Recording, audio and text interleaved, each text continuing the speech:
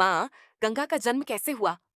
आखिर क्यों भगवान शिव ने गंगा को अपनी जटाओं में रोक लिया? पूर्ण कथा। नमस्कार दोस्तों, जय श्री राम। हर हर महादेव, हर हर गंगे। क्या आपने कभी सोचा है कि जिस माँ गंगा को करोड़ों लोग मोक्षदायिनी और पापों का नाश करने वाली मानते हैं, उनका जन्म आखिर कैसे हुआ? वे स्वर्ग से पृथ्वी पर क्यों आईं? और भगवान शिव ने उन्हें अपनी जटाओं में क्यों रोक लिया? आज की इस कथा में हम इन्हीं प्रश्नों के उत्तर जानेंगे।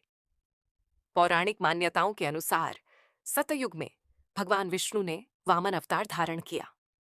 राजा बलि से 3 पग भूमि मांगने के बाद भगवान ने विराट रूप धारण किया। पहले कदम में उन्होंने पृथ्वी, दूसरे कदम में स्वर्ग को नाप लिया। जब उनके दिव्य चरण ब्रह्मलोक तक पहुंचे, तब सृष्टिकर्ता ब्रह्मा ने अत्यंत श्रद्धा से भगवान विष्णु के चरणों का अभिषेक किया। चरणों को धोने से जो दिव्य जल प्रकट हुआ, वही आगे चलकर मां गंगा के रूप में प्रसिद्ध हुआ। इसीलिए गंगा को विष्णुपदी कहा जाता है, अर्थात भगवान विष्णु के चरणों से प्रकट होने वाली।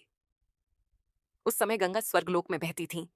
देवता उनके पवित्र जल से यज्ञ, पूजा और धार्मिक कार्य करते थे।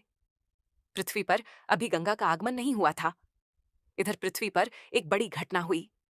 इक्ष्वाकु वंश के महान राजा सगर ने अश्वमेध यज्ञ किया। यज्ञ का घोड़ा इंद्र के कारण महर्षि कपिल के आश्रम के पास पहुंच गया। राजा सगर के 60,000 पुत्र घोड़े की खोज करते हुए वहां पहुंचे और बिना सोचे समझे महर्षि कपिल पर आरोप लगाने लगे। महर्षि कपिल गहरे ध्यान में थे।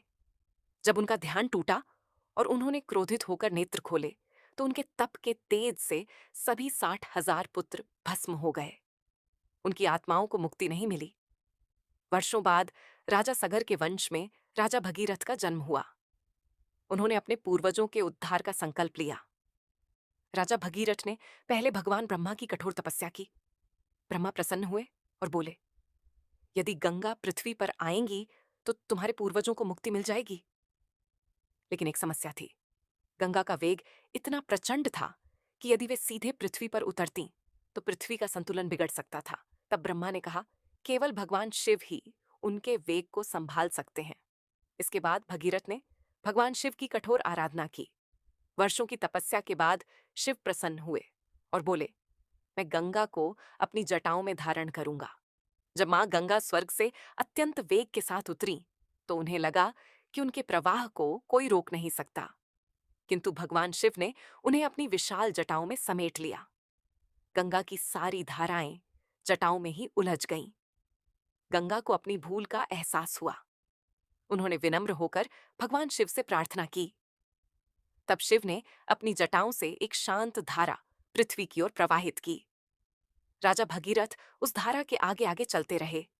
अंततः गंगा उस स्थान तक पहुंची जहां राजा सगर के पुत्रों की अस्थियां थीं।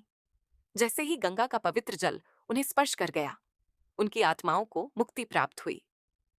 इसी कारण गंगा को भागीरथी भी कहा जाता है, क्योंकि राजा भगीरथ के अथक प्रयास से वे पृथ्वी पर आईं। भगवान शिव गंगाधर कहलाए क्योंकि उन्होंने गंगा को अपनी जटाओं में धारण किया। सनातन परंपरा में गंगा केवल एक नदी नहीं, बल्कि आस्था, करुणा, पवित्रता और जीवन का प्रतीक मानी जाती है। ऐसी मान्यता है कि श्रद्धा और सद्भाव से गंगा का स्मरण, दर्शन या स्नान करने से मन को शांति मिलती है और व्यक्ति धर्म के मार्ग पर चलने की प्रेरणा पाता है। दोस्तों, आपको मां गंगा की यह पावन कथा कैसी लगी? कमेंट में हर हर गंगे और हर हर महादेव अवश्य लिखें। वीडियो को लाइक करें, अपने परिवार और मित्रों के साथ शेयर करें और सनातन धर्म की ऐसी ही रोचक कथाओं के लिए हमारे चैनल को सब्सक्राइब करना न भूलें। हर हर महादेव, हर हर गंगे। जय श्री राम।